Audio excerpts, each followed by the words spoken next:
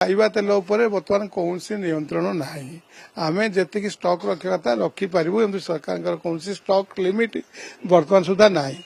जदि stuck limit लागू हुए ताहले परिणाम आहरी भयंकर हम देखु प्रथम कथा हूँ खाइबा तेल नुहे जो आपण आमदानी होता खाइबा तेल आमे आमर जी आवश्यकता अच्छी आमर आभ्यंतरण चाहिदार प्राय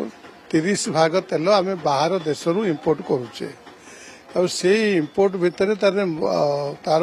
मात्राधिक परिमाण होची आपणकर पामोलिन आ सनफ्लावर तेल ये जो दुईटी तेल आम बाहर देश गोटे विपुल परिमाण आमदानी करुचे तार प्रभाव ये वर्तमान जो मध्यप्राच्य जो युद्ध लगी से युद्धर प्रभाव ता उपरे पड़ी वर्तमान आप देखिथिबे विभिन्न राष्ट्र से माने खोलाखोली भाव में आक्रमण करिवार सूचना देइछन्ति तेणु कौन शिप कंपनी पाल परिवहन करने आदौ राजी होना से पाखे केते परिमाण तेल गच्छित अच्छी एवं से बर्तमान केते कौन जहाज आसबार अच्छी एवं केते कौ रेट से माने ताको बिक्री कर केते लाभ रखा कथा यार गोटे स्पष्ट गाइडलाइन से देवा दरकार स्पष्ट निर्देश देले मार्केट रे एते दर वृद्धि घटबनी जोटा कि खाउटी को बाधिब तेणु मु निवेदन करी से सरकार आपको अति गुरुत्व सहित चिंता करंतु एवं नियंत्रण करने चेष्टा करंतु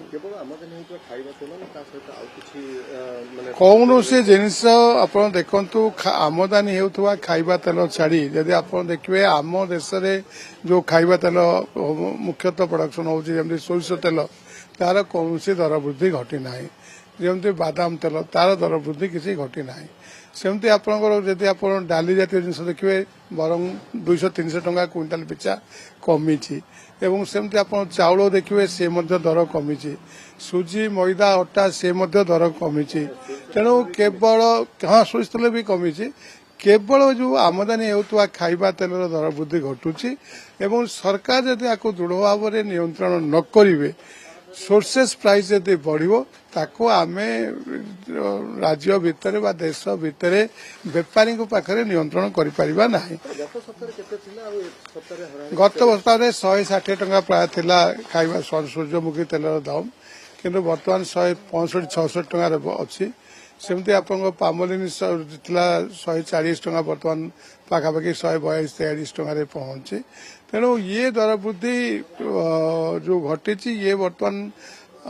विशेष किसी सेमती माने अलार्मिंग सिचुएशन है ना किंतु यदि सरकार आपको नियंत्रण ठीक भाव में न करेंगे ये जो इम्पोर्टर माने अच्छे माने जहाँ सूचना दौरान एवं आम पाखे जहाँ तथ्य अच्छी दर वृद्धि होबार संभावना अच्छी तेणु मु निवेदन करी सरकार आपको गुरुत्व सहित नियंतु एवं प्रत्यक्ष भाव में आपको परिचालना करूँ देखो आम पाखे तो कौन से केते परिमाण गच्छित अच्छी आम पाखे सेमती कौन सी डाटा ना किंतु आमर जो रिक्वायरमेंट अच्छी रिक्वायरमेंट रे किसी परिमाण जी जो स्वाभाविक भाव में जो परिवहन होगा कथा आमदानी होबार समस्या देखा देछि किंतु आमर ओडिशा परिप्रेक्षी में कहि जे 15-20 दिन पर्यंत जो खाइबा तेलर अभाव अच्छी ता आम पाखे अच्छी एवं ता सहित सब बड़ गुरुत्वपूर्ण कथा होची जे आमे जो तेल बर्तमान कौ जगह परिवहन बर्तमान सुधा बंद होनी माने जिनस सरले ऑर्डर देले जिनस मिलूची जदि यही जिनस मिलूची आसूची एवं तार कौन से अभाव सेमती कौन प्रकार अभाव ना तेल कौन जिन किए मागिले फेरिकी जाऊँगी किसी ना किंतु ता सत्वे मध्य मु राज्य सरकार को निवेदन करी जिला स्तर में जिलापाल अध्यक्षतार एवं राज्य स्तर में सचिव अध्यक्षतार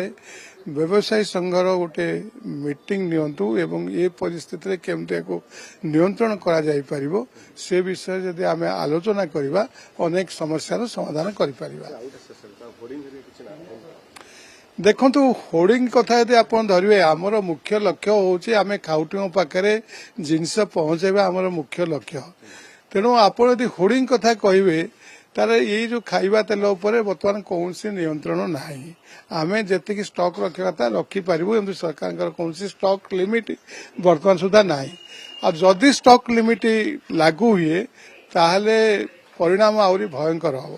कहीं ना जदि आम पाखे तेल गच्छित नथिबो ताले आमे लोक केम तेल देबा तेणु वर्तमान परिस्थिति सरकार सरकार को निवेदन करी सरकार तुरंत व्यवसायी संघ सहित एटारे आलोचना करंतु एवं व्यवसायी को मध्य निवेदन करी से पाखे जो गच्छित स्टॉक अच्छी जहाँ मार्केट प्राइस अच्छी तापरे मिनिमम लाभ रखिकी ताकू ग्राहक को उपलब्धि करंतु ग्राहक विश्वसनीयतार पात्र हुंतु ताहले ही आमे ये समस्यार समाधान करि परिबा।